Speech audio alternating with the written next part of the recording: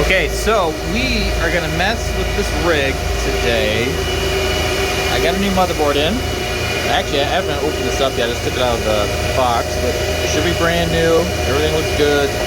So we're gonna swap it with the motherboard on here, which is actually the same, but that one's, like I said, I can't get over 4 cards. So these 3 here on the end aren't working. You can see their USB cords aren't even plugged in. So we're gonna swap out the motherboard, and what I'm gonna do is I'm gonna start basic. I'm just gonna plug the motherboard in, turn it on. If it works, great. If it doesn't, then I'll start kind of working through it. But this is the one I have worked on for 10 hours over 3 different nights. I've tried every BIOS setting imaginable. I can't get to turn on when there's more than 4 cards plugged in. So it's been a nightmare. So I'm hoping just gonna swap motherboards, should be good to go, and get these 3 3080s running to go along with these other 4 3080s that have been running just fine. So let me get this off, move it over here, swap motherboards, go from there. Okay, I got the motherboard off. I got everything switched over onto the new motherboard, so I'm about ready to put everything back in. There's something I want to highlight here, and this is kind of me being very frugal and showing you don't need to spend a lot of money. So these is one of those Amazon frames. During the bull run, I was getting them for 60, 70 bucks. You can get them now for 30 bucks, 35 bucks. And they work great. They can hold up to 8 GPUs, but I only put 6 on there. But I had to modify it to use one of these 2400 Delta server power supplies. And so if I have the motherboard sitting like it's supposed to be this way, it's actually sitting on top of the power supply. You can't get a power supply in on this side or the other side. So what I ended up doing is I just drilled some holes. Okay, so these are like the normal holes that come, and so they fit every motherboard. I drilled new holes to move the motherboard over to the side. So instead of the motherboard sitting in the middle like this, I moved it so it's all the way over here on the side. And that left space for my power supply on this side.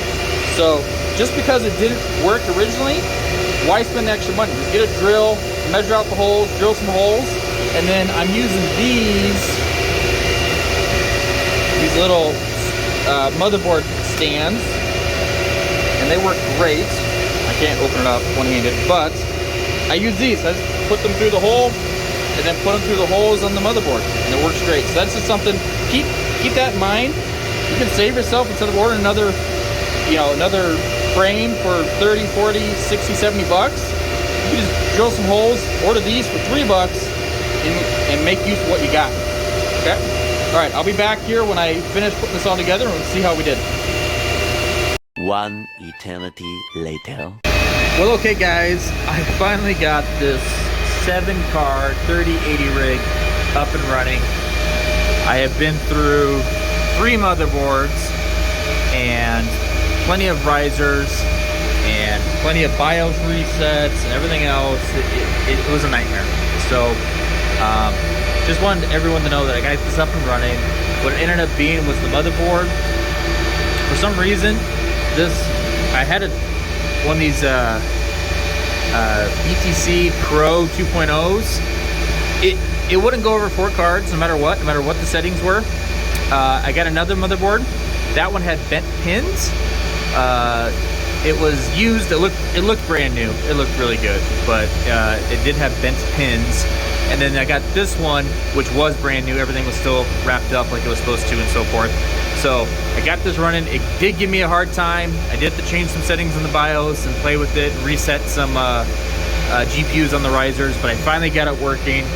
But yeah, this has been, I don't know, 15 hours, 20 hours worth of work just to get to go from 6 to the 7th card, and that's it. All I wanted to do was add a 7th card in it, and I had this nightmare. So just so you guys know, you're not the only ones out there. We all, even us that have been doing this for 2 years, still have issues. But yeah, thankfully it's up and running now, and it's on Rethereum plus Radiant plus Zill. So check out my other video on that. But yeah, just want to kind of update you guys.